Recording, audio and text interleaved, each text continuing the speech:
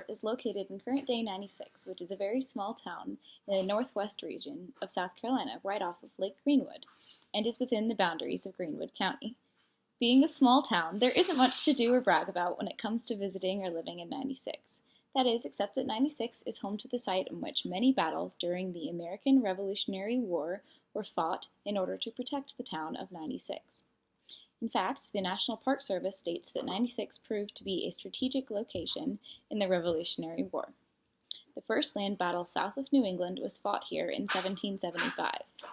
This site is popularly known as Star Fort, or the 96 Historic Site, and is open to visitors during normal, non-pandemic times.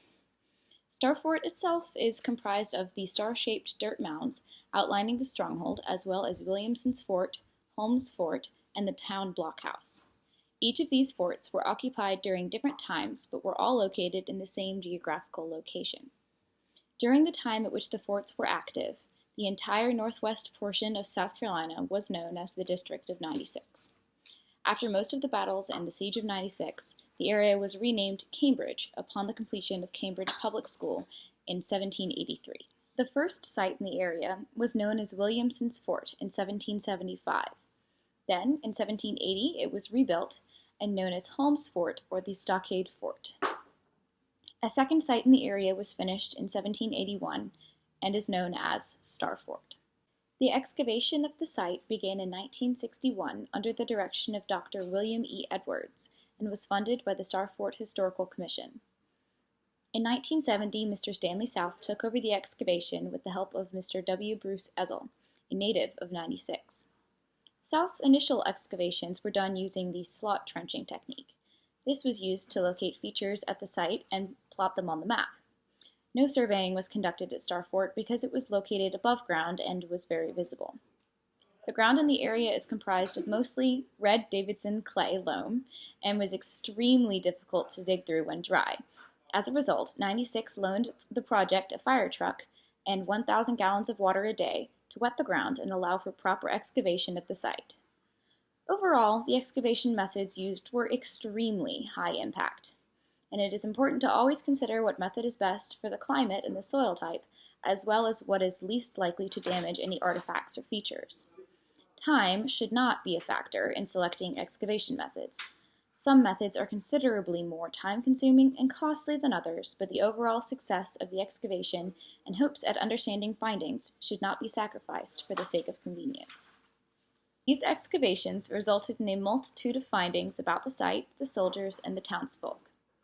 It was concluded that Williamson's Fort was hastily constructed in 3 days by approximately 500 Whigs, who were trapped there by approximately 2,000 Tories who were firing at them. Upon excavation, multiple barns and trenches were discovered, along with 3 distinct buildings, which had additional fighting positions that would have been utilized by swivel guns along the south palisade. Unfortunately, most of Williamson's Fort was destroyed when Holmes Fort was built at the same location.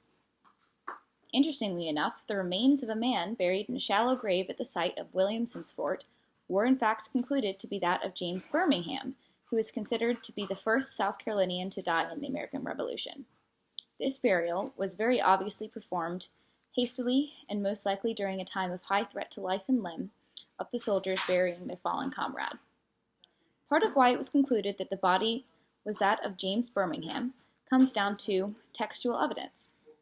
There was, in fact, textual evidence found in a library during research for the site that stated a first-hand account of how Birmingham died. This account said that he was shot through the head and even went on to describe how his brains spilled out through the hole.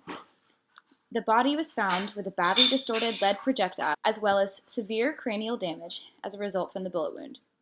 Knowing what we know about medicine during the American Revolution, it is pretty safe to say that a lot of soldiers at Star Fort died from bullet wounds and other projectile or war-related injuries, making Star Fort, or any other battlefield at the time, a rather dangerous place to be. As was stated earlier, Holmes Fort was erected in the same place as where Williams Fort used to be. The fort was characterized by a ditch 8 to 10 feet wide by 3 to 4 feet deep. The firing step trench was heavily burned, and Stanley South believed that this indicated poor building of the fort trenches. Two of the original barns from Williamson's fort were also used in the active time of Holmes Fort. These barns were used as mounting points for large swivel guns. Very few military artifacts were uncovered at Holmes Fort. Those discovered included only some musket balls and a fragment of a swivel gun. South relied heavily on documentation and architecture to determine the function of the site.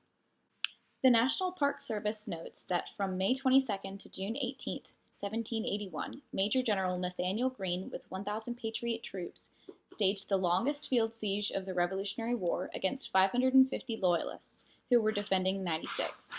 Holmes Fort was burned down at the end of this siege. Architecturally, Loyalist engineer Lieutenant Henry Haldane was the one that decided to build the fort in the shape of an 8-pointed star, as opposed to the more traditional square or rectangular construction. This was done because in any defensive position, the most powerful and strongest places on the defensive line are the apexes. By doubling the number of apexes in his fort, Lieutenant Haldane increased the safety and effectiveness of the fort and provided more places for fortified fighting positions and musket or cannon firing positions. He also included a traverse in the center to act as a secondary firing point should the Patriots breach the fort. The walls of the fort were entirely earthen and were 14 feet high when originally built. Overall, Star Fort and the 96 historic site give us insight into not only soldiers and their daily experiences, but also the tactics and engineering involved in making a fort successful during the Revolutionary War.